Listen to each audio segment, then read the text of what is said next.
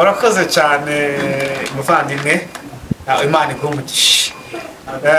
Hari kubaka ni kimwe no gukomeza urugo ni ikindi.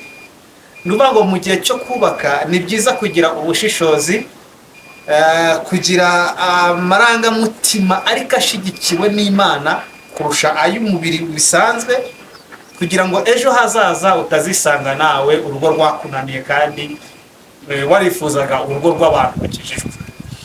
Hari ibintu bitatu rero by'ingenzi ngira ngo nkubwire byagufasha kureba neza ko umuntu wawe, umugore, uwo wifuza kugira umugore, uwo wifuza kugira umugabo, ari umuntu woherejwe n'Imana kandi w'umugisha. Ikintu cya mbere ni the same voice, kuvuga rumwe. The same voice, kumvikana, kuvuga rumwe. Hari umuririmbyi ugiye kuririmba, niba yitwa Meddy, kigeze kuririmba ngo numubona ngo uzamumenya.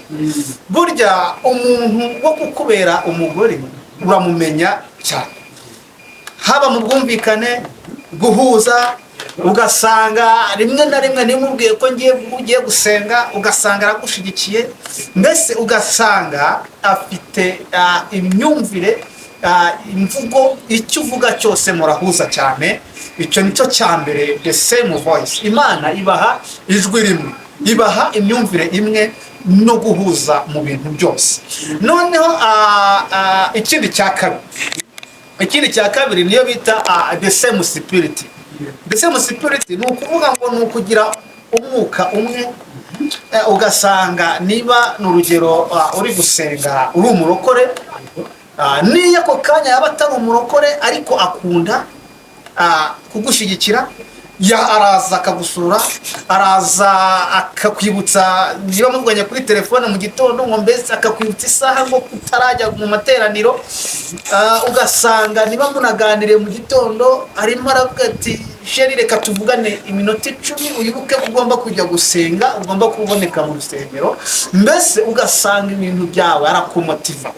Ni same spirit. Ugasanga uwo mwuka umwe muri wowe wifuza urugo, ukavuga uti nimara kuba umukire nzagira imfubyi ndihira ishuri, nzagira umuntu ufasha muri ubu buryo. Ugasanga nawe mu kuganira, ugasanga akakubwira ngo hongera pongezi kabisa, aho hantu ndumva amashyigikiye cyane. Ugasanga arakushigikiye.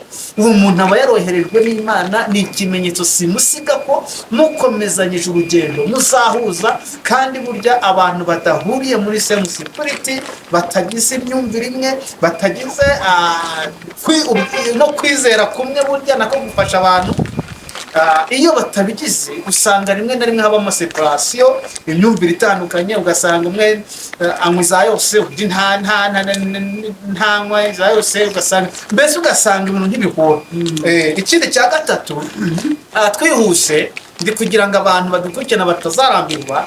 Ikindi cya gatatu nicyo bita extreme tolerance.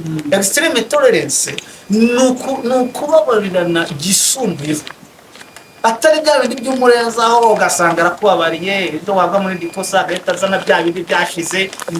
Ugasanga mbese afite umutima uciye bugufi, afite umutima woroshye, afite umutima wo kukorohereza, afite n'umutima wo kugira ngo ukanahangayikishwe no kugira wowe hagati yawe nawe ikibazo kijemo n'igitindemo n'ikimara isaha n'ikimara igihe kirimo.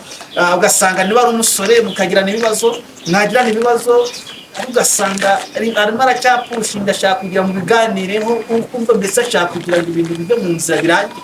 Niba ari umukobwa ugasanga arimo mu bisubiza, arimo aragusubiza nubwo cyari ikibazo, wamuhemukiye cyangwa se yaguhemukiye, ariko arimo aragusubiza aganisha ahantu hari igisubizo cy'ibyiza hagati yawe nawe. Ntabwo ari kwiterera hejuru. Uwo muntu aba yoroherejwe n'Imana. Kandi ijambo ry'Imana ryaratubwiye ngo iyo Imana ibahuje ibagize umubiri umwe. Umubiri umwe rero ibintu byose bisaba kugira ngo muhuze, kuko umubiri umwe ntiwabasha gukorana. Ntabwo wakwita umubiri umwe udahuza. Icyo bita the same voice, kumvikana. Kabiri, the same spirit na extreme tolerance ni ibintu by'ibanze bya mbere. Gusa hari ibindi byinshi twabateguriye bitatu by'ibanze. Waba uri mu rusengero, waba uri hehe muri sosiyete imeze ite, ibintu bitatu nubona uwo muntu ari kubyumva, imyumvire yawe murahuza cyane, kandi imyumvire ndavuga ibyiza icyiza wateguye wamusangiza ukumva aragushyigikiye ati never give up, komeza upushinge, akaguha courage. Watangira kugira igitekerezo umugezaho cyiza ukumva nawe arahari ari pre aragushyigikiye agutije amaboko ng'umugore. Umugore ntago ari wa wundi uhora muri kote negative kuri wowe, bisa kugira ngo mwe muri kote positive. Hari igihe ashobora kukugira inama iti ntago ari iki n'iki, ariko wareba nawe ugasanga ibyo ntago cyari cyo. Ariko iyo bita the same voice, kuvuga rumwe, the same spirit, guhuza umwuka umwe, kwizera kumwe, na iyo bita extreme tolerance, ni ibintu by'ibanze bitatu bishobora kukwereka umuntu niba mushobora kugenda mugakorana urugendo. Asante sana. Iyi ni Best One TV, wibuke gukanda hasi da. Thank you so much.